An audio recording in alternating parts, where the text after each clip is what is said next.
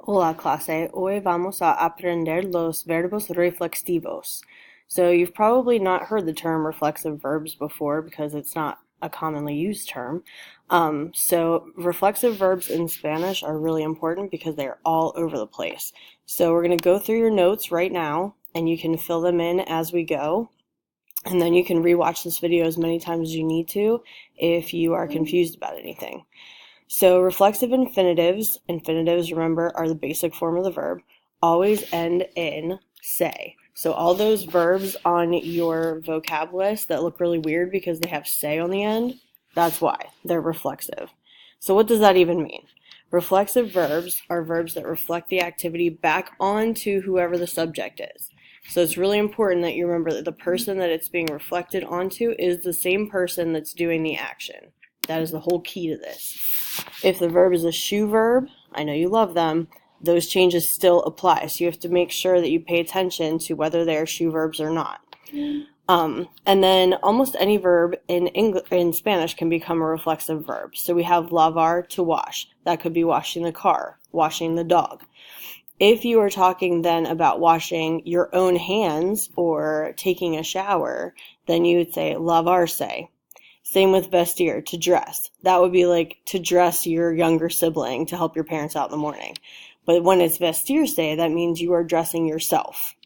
So that is what reflexive verbs are. Now, how do we conjugate them?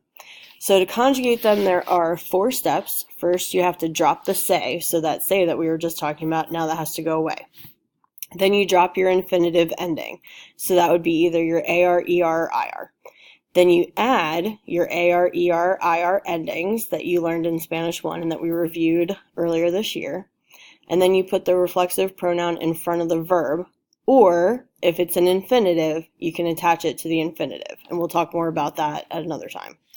So the reflexive pronouns are words that will look somewhat familiar to you. So the reflexive pronoun for the yo form is me. For tú is te. El, ella, usted is se. Nosotros is nos. Vosotros is os. And ellos, ellas, ustedes is se. Remember, they're both se. I know that's really crazy, right? But there's no such thing as ses, S-E-S. That is not a thing. So don't use that word. Then I have 2 examples here for you. One of them is a regular verb, and the other one is a shoe verb. So we'll start with bañarse. So our first thing we have to do is get rid of that say. So we're going to pretend that this say here isn't even there. Then you're going to conjugate the verb like normal, and then put your reflexive pronoun in front. So our reflexive pronoun for the yo form is going to be me.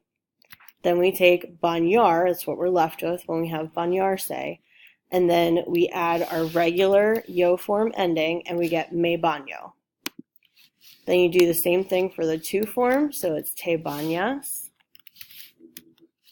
then se baña, then nos bañamos, os bañáis. Don't forget your accent on the vosotros form. And ellos, ellas, ustedes se bañan. So that's what a regular verb looks like. Just take off your AR, add your endings, and then add your reflexive pronoun in the front. Now we have sentarse. Sentarse is a shoe verb. It's an E to IE shoe verb. So it's going to be this E that changes, because that's really our only option, because the say is going to go away. So we're going to do the same thing we did with bañarse. We're going to put our reflexive pronoun. Then we have to conjugate our verb. So we know that if it's a shoe verb, that means in these forms, it's going to get that change. So we're in the shoe, in the yo form, so we're going to make that siento. So I changed my E to an IE. Same thing in the tú form. El, ella, usted. Oops. And then we'll finish the shoe, and we get se sientan. So there's your shoe part of the verb. Then when we get to nosotros, now we don't have to make that change, so it's just sentamos, and then os sentáis. So I hope reflexive verbs make a little bit of sense to you. If you are unsure and you need to rewatch this video, feel free to do so as many times as you need.